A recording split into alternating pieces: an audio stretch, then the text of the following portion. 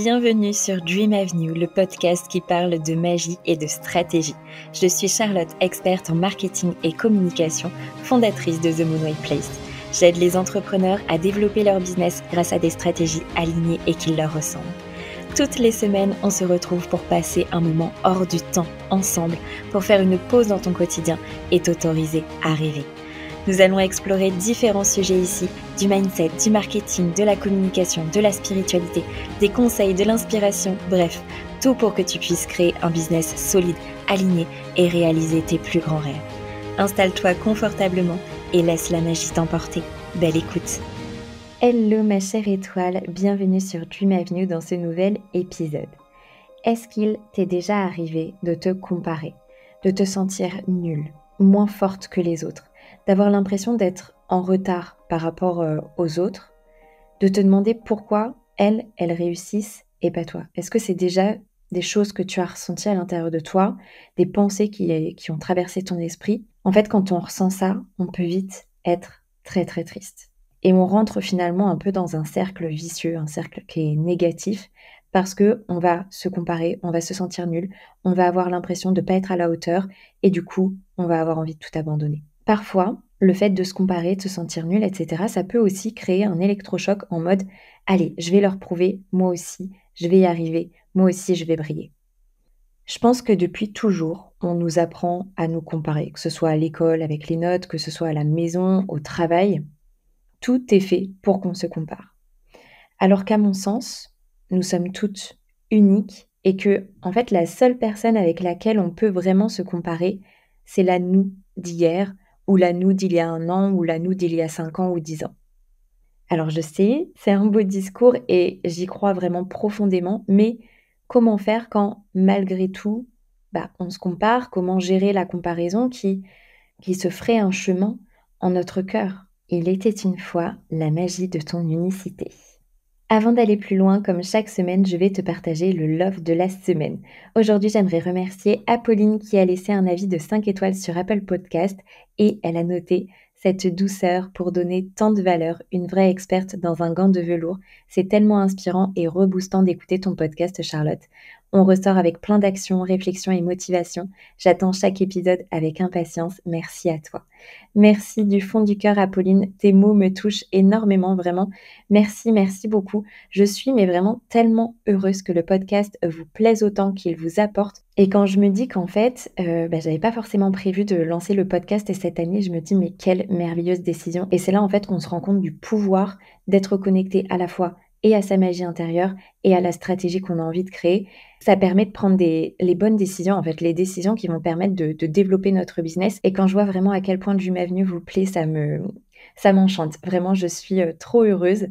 D'ailleurs, vos avis sur Apple Podcast aident beaucoup à faire connaître Dream Avenue parce que vous pouvez mettre du coup une note 5 étoiles, plus écrire un petit avis, un commentaire. Donc si vous avez quelques minutes et qu'évidemment le podcast vous plaît, n'hésitez pas à aller laisser votre avis. Comme ça permet de le faire connaître au plus grand nombre, à tous ces entrepreneurs au grand cœur dont tu fais partie. Et je trouve ça tellement, tellement génial qu'on se donne rendez-vous sur cette belle avenue, direction nos rêves. Pourquoi nous nous comparons? Je pense que c'est vraiment important d'aller analyser le pourquoi du comment, de plonger profondément dans nos propres croyances. Qu'est-ce qui vient déclencher tes comparaisons? Est-ce que c'est de l'envie? Est-ce que c'est de l'insécurité? Ou est-ce que c'est quelque chose d'autre? En fait, moi, j'ai vraiment appris à analyser tout ça pour pouvoir derrière prendre les bonnes décisions. Donc là, par exemple, tu pourrais tenir un journal de réflexion pendant 1 semaine. Tu vas noter chaque fois que tu te compares aux autres, ce que tu ressens, les pensées qui traversent ton esprit, les situations qui déclenchent ce sentiment. Ça va t'aider en fait à pouvoir prendre conscience des circonstances et derrière à pouvoir agir dessus. Est-ce que c'est quand tu vois un montant de chiffre d'affaires? Est-ce que c'est quand tu regardes des comptes Instagram? Si oui, lesquels? Est-ce que c'est quand tu vois cette personne précisément réussir? Est-ce que c'est quand ton oncle te dit à un repas que tu pourrais faire mieux? Pose-toi des questions, va creuser, analyse. Ça va vraiment te permettre déjà de prendre du recul et de pouvoir derrière comprendre ce qui se passe et puis soit arrêter de le faire, soit switcher. En toute transparence, moi, c'est l'année dernière que je me suis comparée alors que pourtant, tu vois, je me suis lancée en mai 2021 et ça ne m'était jamais arrivé depuis que je suis entrepreneur, de vraiment me comparer au sens négatif. Et ce qui s'est passé, en fait, c'est que À ce moment-là, j'ai arrêté de prendre du recul. Je me suis jugée en regardant ce que faisaient les autres et je me suis rendu compte aussi que je commençais à vouloir des choses qui n'étaient pas mes propres désirs. Et forcément, tout ça, ça a participé à mon désalignement. Donc pour te dire que la comparaison, elle peut vraiment avoir des conséquences assez négatives. C'est pour ça que c'est important d'observer nos comportements, de comprendre ce qui est en train de se passer et d'aller creuser. De pas juste se dire: «Oh, je suis en train de me comparer, ça va passer, c'est bon, c'est rien». Non, c'est pas rien. Si tu te compares, c'est qu'il y a quelque chose. Donc c'est intéressant d'aller se demander le quoi? Qu'est-ce qui se passe? Pourquoi ça se passe? Quand j'ai compris que c'était parce que je suivais, telle ou telle personne sur Instagram, j'ai tout simplement arrêté de les suivre. Je me suis désabonnée ou j'ai mis leurs posts et stories en silence et du coup, comme je n'étais plus polluée par des choses qui m'affectaient finalement, je me comparais plus.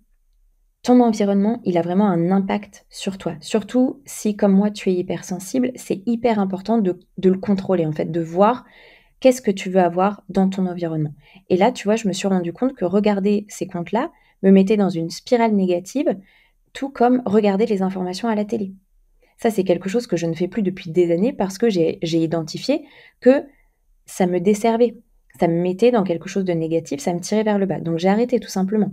Et là, le fait de prendre du recul et de me dire: «OK, quand je regarde ce compte-là, je rentre dans une spirale négative. Quand je regarde ça, je me compare» et après ça permet de prendre les décisions et là, tu vois, je me suis dit: «OK, arrête. Suis des personnes qui t'inspirent, mais qui viennent pas créer chez toi, du coup, quelque chose de négatif, de la comparaison, des personnes qui te tirent vers le bas, en fait». Une fois que tu as identifié tes déclencheurs, prends le temps de comprendre les émotions qui y sont liées. Pose-toi des questions, on ne reste pas en surface. Demande-toi par exemple, qu'est-ce que cette émotion, elle essaie de te dire? Quelles insécurités cette comparaison, elle vient mettre en lumière?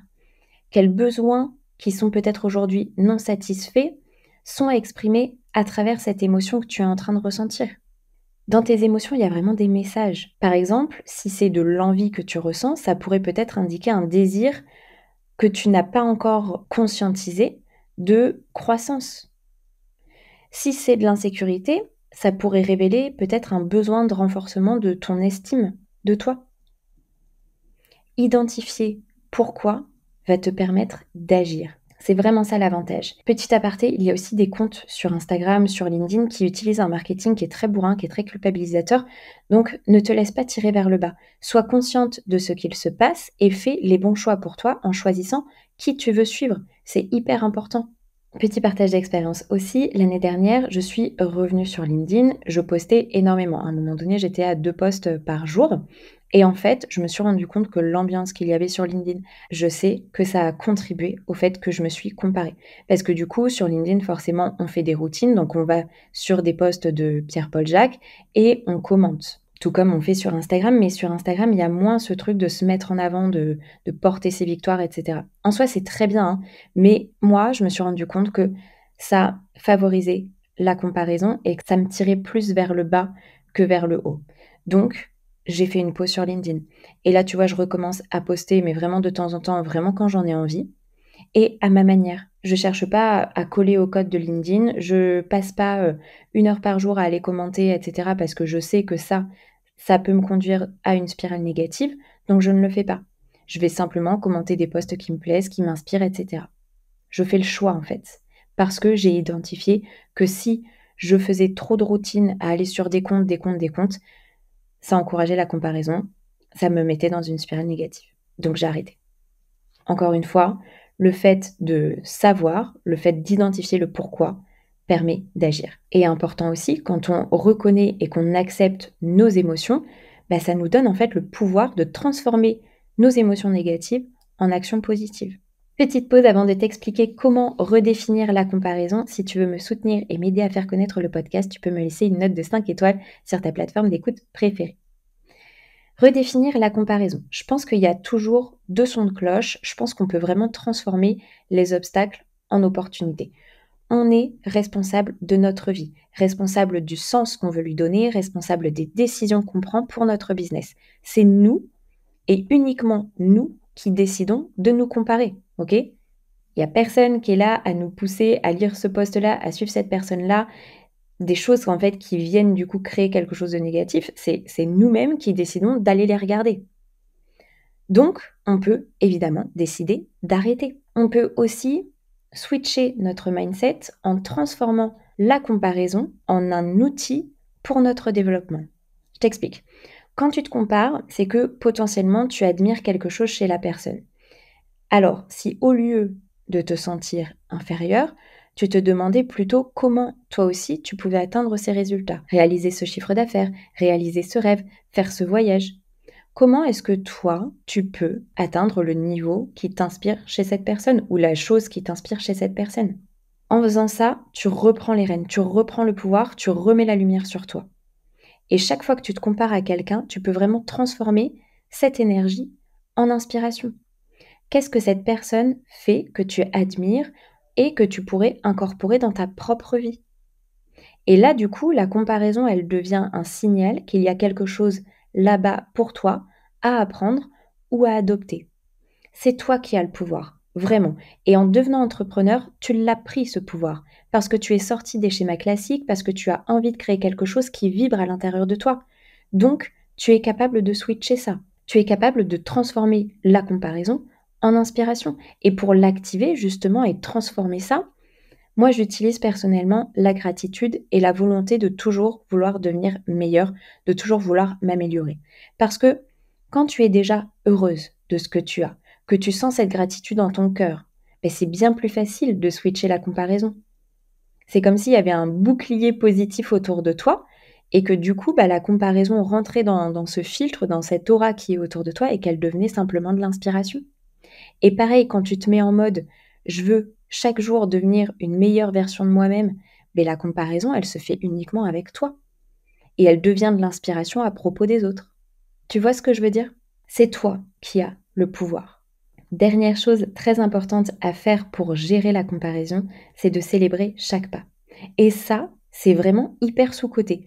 Je sais, peut-être que tu l'as déjà entendu parce qu'on le voit très très souvent un peu partout, mais le problème, c'est que je vois beaucoup d'entrepreneurs qui ne le font pas vraiment.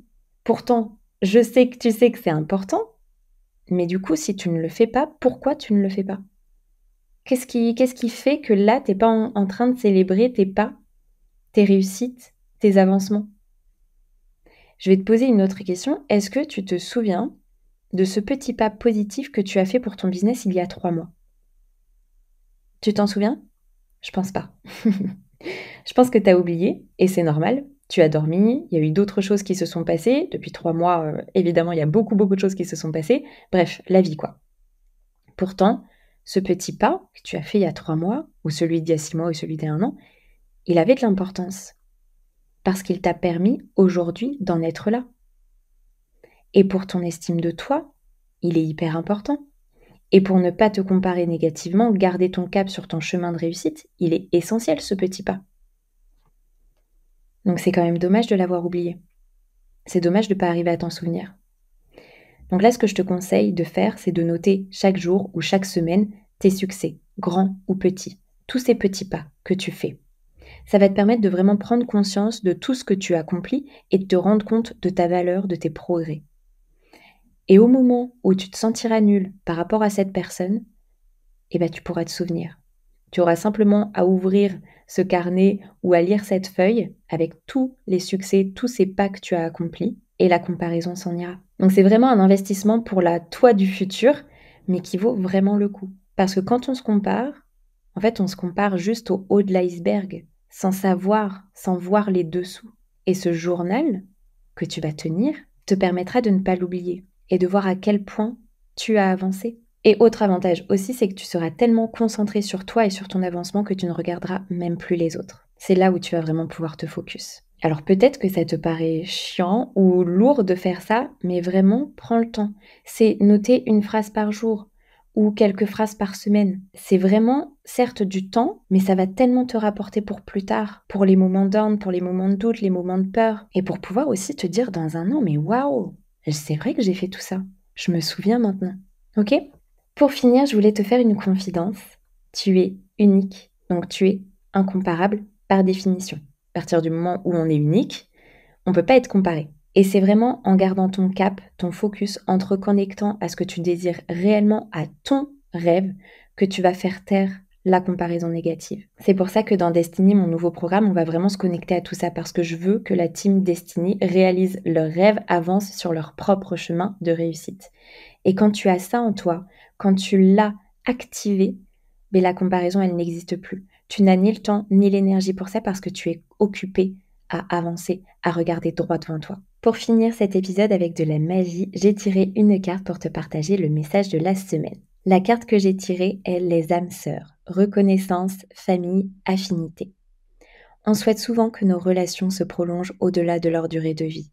Comme nos amitiés, elles ont été attirées vers nous en fonction des enseignements que notre âme souhaite recevoir. Certaines relations sont superficielles, tandis que d'autres nous touchent profondément. Un grand amour ne va pas sans l'éventualité de la souffrance, et il faudra pour chacun d'entre nous parvenir à une sorte d'apaisement, en se rendant à l'évidence que certaines relations ne dureront pas éternellement. Lorsque cette profonde prise de conscience se produit, et que l'on trouve très difficile de laisser partir quelqu'un, il se pourrait qu'on ait affaire à une âme sœur, un être qui nous accompagnera un moment dans l'existence. À présent, vous connaissez le lien relationnel fort, et vous avez rencontré une personne qui s'adresse à votre âme même. Sachez que, pour le moment, cette relation est ancrée, nourrissante et plus que confiante. Cela se modifiera peut-être au fil du temps, mais actuellement l'amitié est forte et on ne peut plus réciproque. Le respect de l'évolution et du dévouement de chacun vers l'objectif ultime pour les deux. Avec le temps, cela pourrait changer, car vos âmes ont leur propre destin, ce qui parfois signifie un départ à partir de principes et d'un chemin commun. Mais pour le moment, ce lien est celui de la famille, des proches âmes sœurs, où vous pourrez puiser pour vous nourrir et également apporter votre propre contribution, dans le merveilleux objectif d'incarner pour autrui une lumière vive. C'est fou parce que je trouve que ça vient vraiment résonner avec ce qu'on a vu aujourd'hui, le fait de s'entourer des bonnes personnes, le fait d'être inspiré par des personnes qui sont vraiment connectées à nos valeurs, qui nous ressemblent. Et c'est ça aussi la beauté qu'il y a dans Destiny, c'est que les entrepreneurs au grand cœur qui sont dans cette communauté Destiny, dans la team Destiny, partagent ces valeurs-là. Pour moi, on est vraiment les étoiles d'une même constellation. Plus une brille, plus les autres brilleront. Et c'est vraiment ce que je vois dans cette carte aujourd'hui. Merci pour ta présence, pour ton écoute. Si tu veux me soutenir et aider à faire connaître le podcast, tu peux me laisser une note de 5 étoiles sur ta plateforme d'écoute préférée. Merci du fond du cœur aux personnes qui prendront le temps de le faire. Souviens-toi, tout est à portée de rêve. On se retrouve très bientôt sur Dream Avenue.